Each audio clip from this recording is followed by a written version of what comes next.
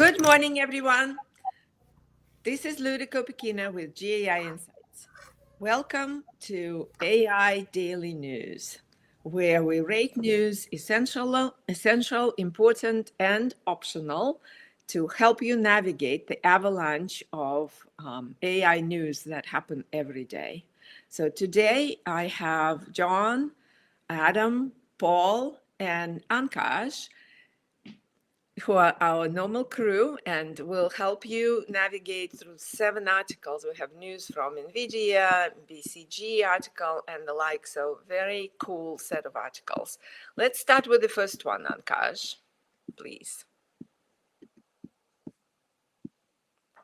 Sure, thanks, Luda. So the first one that we have for today comes from NVIDIA, and it talks about accelerating generalist humanoid robot development with NVIDIA Isaac GR00T N1.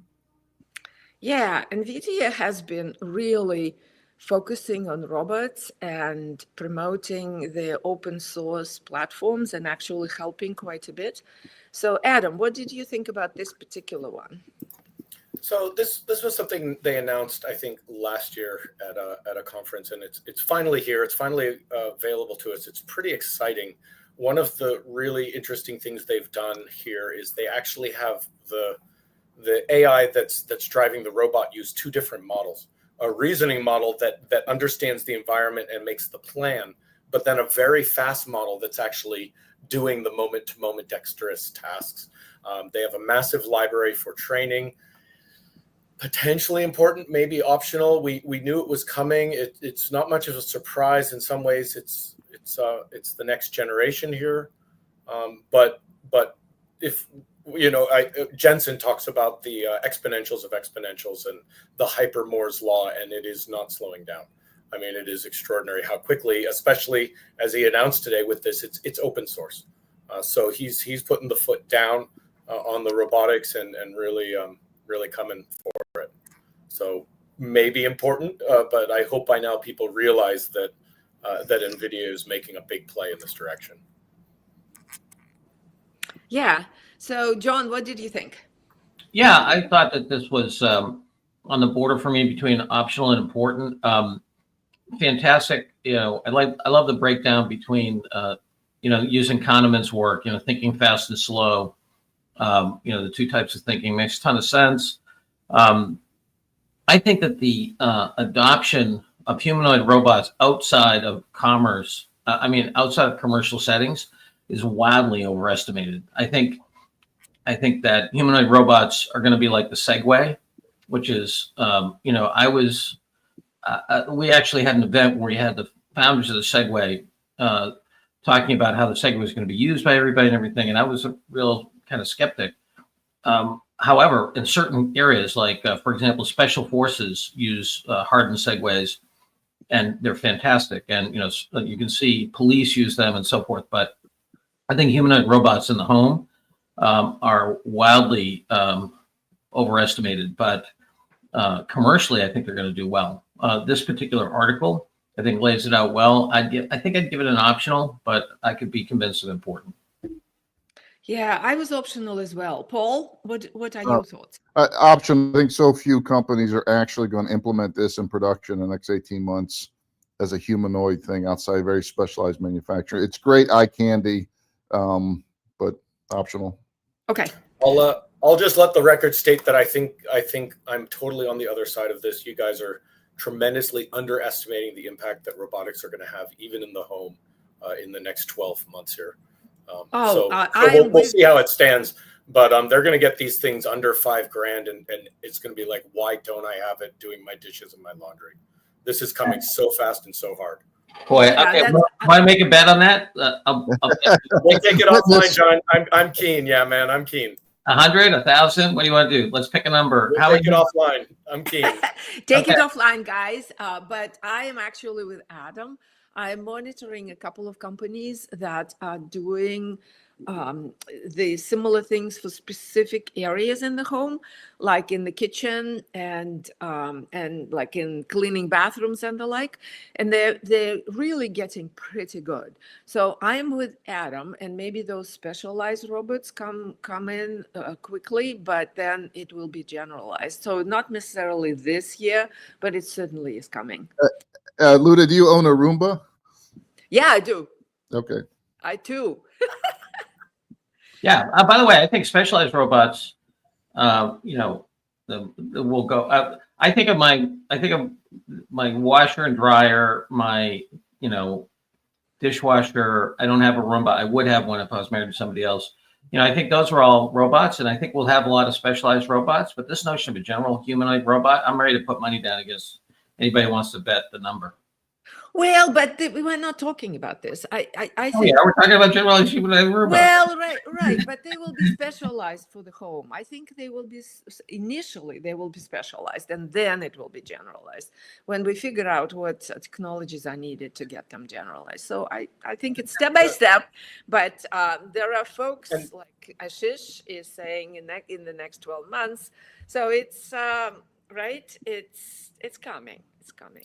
And John, Jensen spoke to the fact that this is designed to be very easily fine-tuned for specific tasks. It's not touting a general purpose. I'm just talking about, the thing in the house. It's big, it's heavy, it's going to break. People can't figure out how to change the time on their stove, for crying out loud. Game on, man. Game on. Yeah, no, this is again a very interesting discussion about an optional topic. The trend is fascinating, but this article is optional. Okay, optional is it. Someone's going to take AI and analyze how many minutes we spend on optional articles, and I bet it's 75%. But let me say, I'm super bullish in two areas. Warfare, robots are going to go at lightning speed of all kinds. In warfare, absolutely. It's going to be faster than we think. And in certain commercial settings, it's going to be faster than we think. So don't get me wrong. I'm totally bullish on robots. Just humanoid robot in the home, general purpose, baloney. Not going to happen for a long time.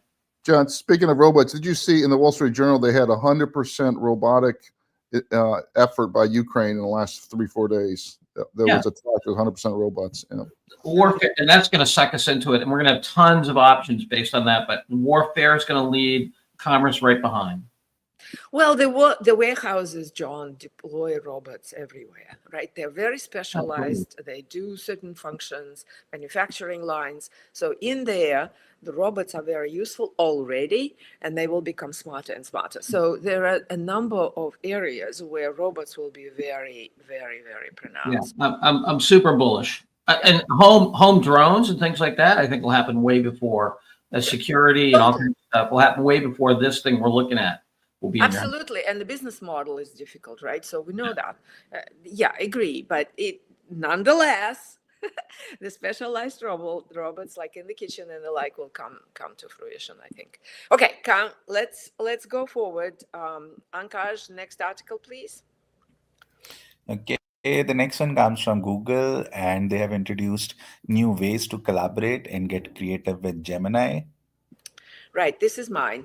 Okay, so I think Google it's a catch-up type of article, though very good two features. One is a canvas so that you could see, especially in coding or editing a document in real time. This is very useful, but it's a catch-up because OpenAI introduced that some time ago, and it's actually a great feature. Another one is audio overview, and that's playing on the notebook success.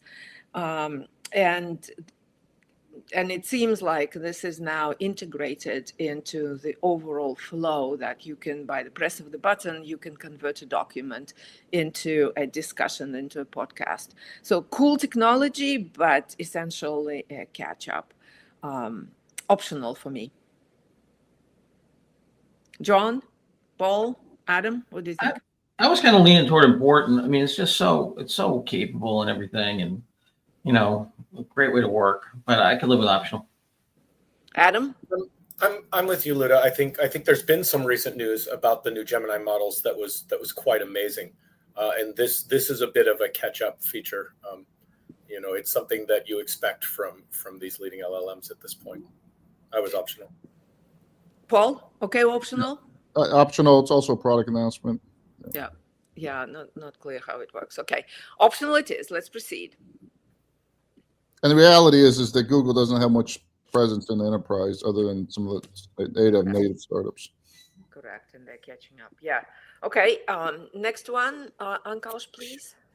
Sure, Luda. So the next one comes from Microsoft Research, and they are introducing KBLAM, bringing plug-and-play external knowledge to LLMs. Yes. John, what did you think about this one? We've talked about it a number of times that this will happen and it's happening. So what did you think? What did you think? Yeah, I was kind of important or maybe even essential on this one because this is a totally different way to update language models where the ability to include new information in a linear fashion in terms of what it does to the search space. So it's incredibly efficient, and this kind of algorithmic innovation I think is going to be central. And the reason I say that is when you're thinking about what your costs and benefits are as an AI leader, that this is going to figure into it, right? Because it's going to radically change what your hardware and compute costs are going to be as you get into it. So I think you should be aware of this because if you're committing to a particular architecture or set of architectures, this, I think, has to be in your thinking. I believe, Luda, when you say we've dealt with these things before, I hadn't seen this kind of KLBLAM structure before in terms of how you insert the vector of the new information into the network. Yeah. But there's I didn't know if you meant at that level or we're talking about at a level of algorithmic innovation, which we have talked a lot about. No, what I meant is, yes, we haven't seen the knowledge base augmented language models. What I meant is we talked about organized data being available for the models and connecting it together. So what this does, it says, okay, let's organize the knowledge in an external database and augment the LLM in real time with that knowledge and ability to get it continuously able to get that knowledge. We talked about it, right, as a separate topic, but we haven't seen this model.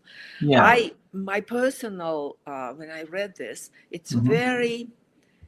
I found it that it is very difficult to prepare that knowledge, right, to create that knowledge base and then feed it. So they created a mechanism, but I think it's lots of areas of opportunity for improvement here.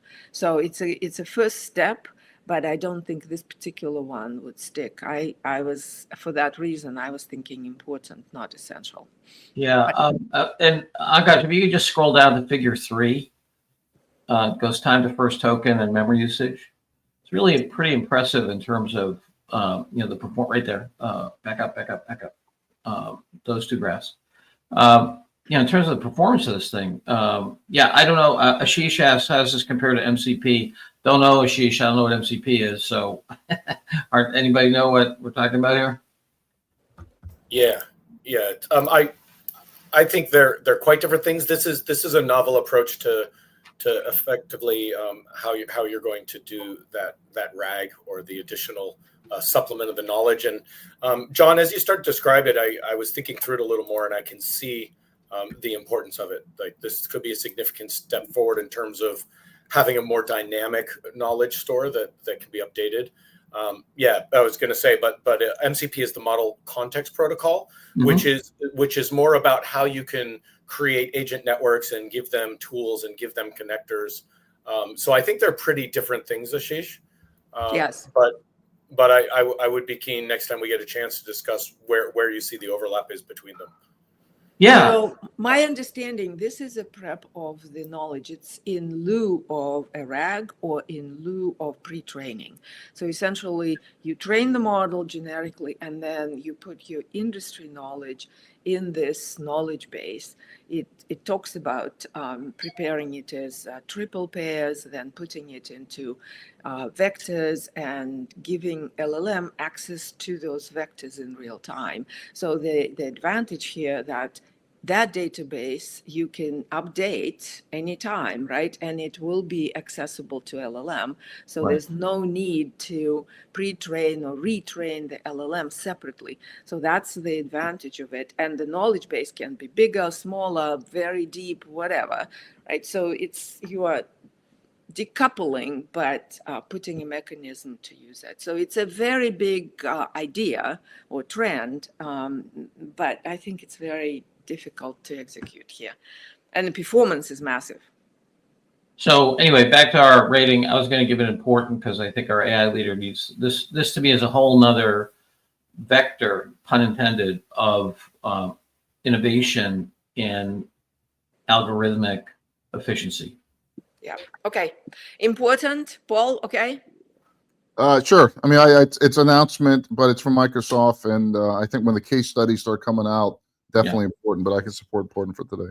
It's available too. So that's that. If it wasn't available, I'll give it And out. it's open source. It's Yeah. open source. Okay. All right. Important it is. Let's proceed.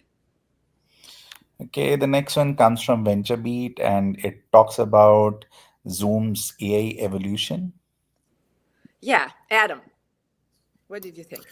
I think this was probably optional, maybe important. It's interesting to look at the way Zoom is trying to capture some market. They're basically claiming that they're now having agents built into Zoom. You can see their agentic skills, task management, meeting enhancement, document creation. In some ways, they're trying to just give people the value where they already are. You see all these Otter AI and these other things that people are piling in, and I think that those will probably quickly go away as people who are heavy Zoom users just have that capability in Zoom. But if you didn't get this news and you're a Zoom user, it'll just start being there. It's like when all of a sudden in Google, it started putting the end of your sentence when you're typing your Gmail, and you're like, oh, looks like there's some intelligence embedded in my tools now. So maybe important because Zoom is a pretty big platform and it's a big move for them, but it was just a matter of time. So I was leaning towards optional. Okay. Paul, what did you think? Yeah, I had optional. I mean, I think this is a good example of, every one of the vendors having an AI-based feature. This one's coming up. Adam, to your point, I've got an AI blueprint call each month. They have about 200 people sign up, and there's about 30 to 50 other AI note-taking that I need to accept into the meeting along with the people. So I think in a corporation, how you standardize on note-taking is going to continue to be an important process here. I have not been particularly impressed. I'm very excited about that they're pushing task management. I think that's one of the real interesting things. In a meeting, you can say, Adam, do you sign up for the task, and have it actually capture it and go stick it somewhere and follow up with optional. Yeah. Okay. John? Optional. Okay. Optional it is. Let's proceed then. Okay, the next one that we have for today comes from BCG, and it talks about how medtech can improve quality and regulatory process with Gen AI. Yeah, a very thoughtful article from BCG saying that the healthcare professionals are still not quite convinced that they should use Gen AI in general, but this particular topics they're starting to think about more deeply. It's a good article. What did you think, John? Yeah, I'm on the fence between important and essential on this one. It's a specific area of med tech, but the things that they talk about in this chart in particular, in terms of, getting ready for regulatory stuff, helping through the value creation process for, I think anybody who's in, either a combination of pharma or med tech. So, I mean, the first category is clinical study report, post-market surveillance report, very important. in biopharma. Common technical documentation, again, hugely important for anything from, the sales process, the regulatory process, and so forth. And label drafting sounds trivial, but it's not at all in pharma and in medtech. So these 4 areas, and you look at the numbers that they're throwing out there: 50% time saved, 30 to 60% acceleration, 50% faster writing, 60% reduction. I mean, these are material. These are half the labor, or way faster, or both, for these administrative tasks that are, if you've ever done any work at big pharma, these are critical go-to-market, regulatory compliance, must-have, activities, and they're just, taking big hunks, 50% of the labor out of stuff like that, increased qualities, faster speed.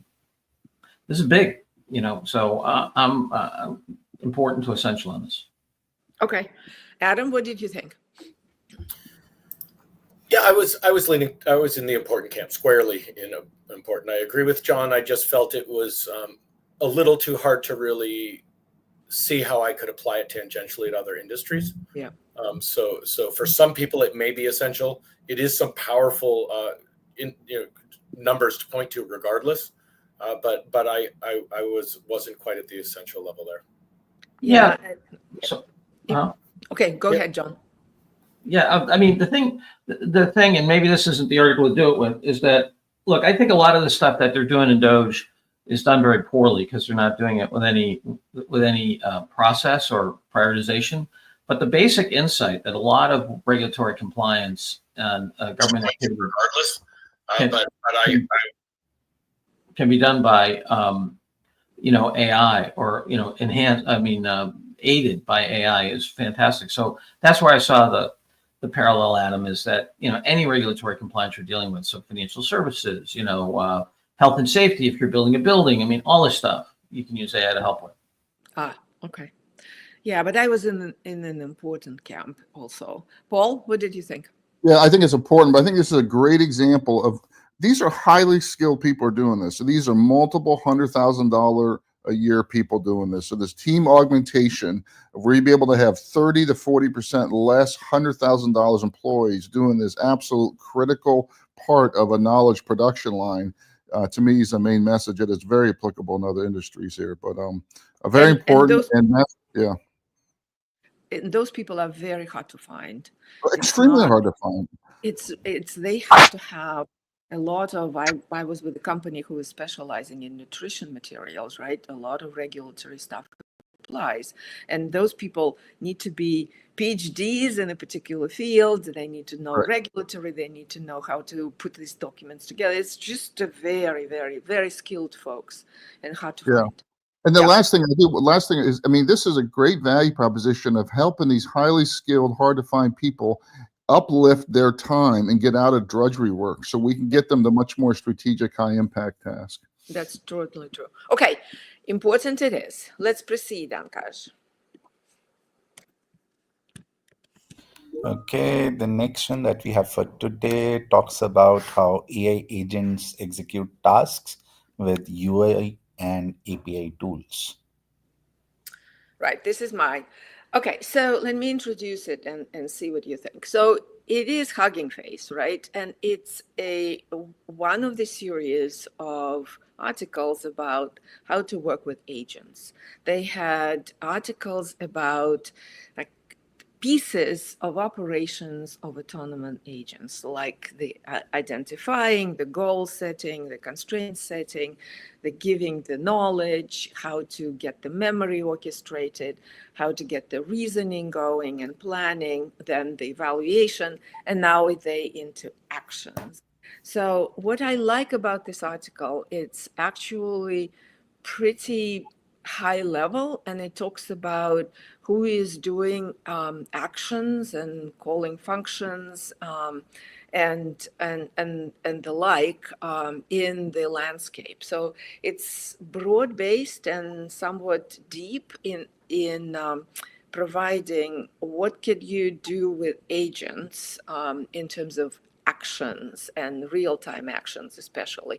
So I put it as an important in any leader. It's the longest type of article, and it's a little bit on the techie side, but I feel that this is an important area for the leaders to really be aware, especially because agents are going to be prevalent everywhere, essentially. So I'm voting for important. What did you think, Adam? I absolutely agree. I think from Hugging Face particularly, this is excellent thought leadership.